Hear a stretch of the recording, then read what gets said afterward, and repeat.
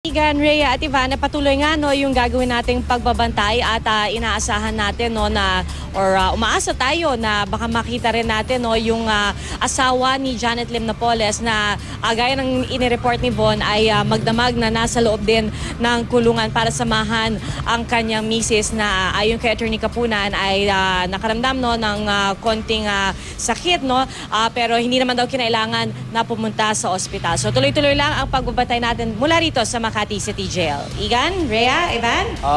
Pia, pakilarawan lang, base sa impormasyong nakuha ninyo, sinasabi natin maliit na kwarto, ano yung tinutuluyan ngayon ni Napoles. Gaano kaliit at anong amenities meron siya? At may sarili ba siyang banyo?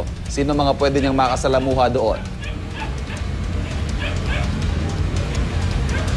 Actually, Ivan, alam mo kanina naghahanap tayo no, na matatanong tungkol sa mismong kinalalagyan niya. Pero yung initial information na nakuha natin, ang description lang talaga sa kanya maliit. May aircon daw ito, pero hindi pa rin tayo makakatiyak no, dahil tayo mismo hindi natin nakita. No? Although ang sinasabi nga rin nila, one thing is for sure, nakahiwalay siya dun sa ibang mga nakadetine rito dahil nga sabi nila kapag may banta naman talaga dun sa buhay o dun sa seguridad, ay hinihiwalay nila ang isang inmate no at para lang din no sa kaalaman ng ating mga kapuso no baka nagtataka sila kung bakit dito sa Makati City Jail dinala isa sa mga pinakamaliit na kulungan no dahil dalawa lang ang selda dito.